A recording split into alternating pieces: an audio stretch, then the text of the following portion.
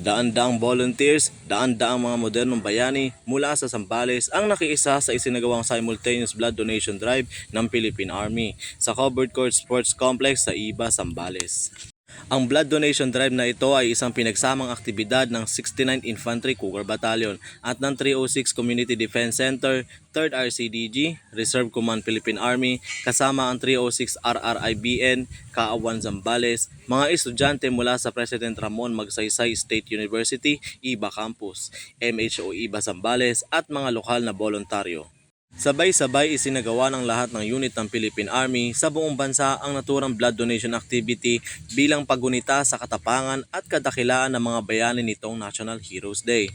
Ipakita sa programa ang espiritu ng pagkakaisa, pagkakawanggawa at sakripisyo ng mga blood donor para sa pangakong matibay na kalusugan at pagligtas ng buhay ng maraming nangangailangang Pilipino.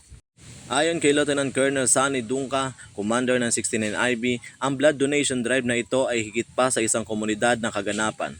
Ito ay isang pagkilala sa mga bayani, lalo na sa mga naglingkod at patuloy na naglilingkod sa bansa.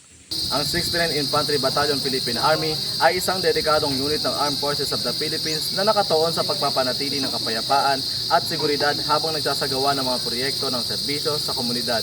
Mula dito sa lalawigan ng Zambales, ako si Jeremy Sarsua, ang inyong kaugnay.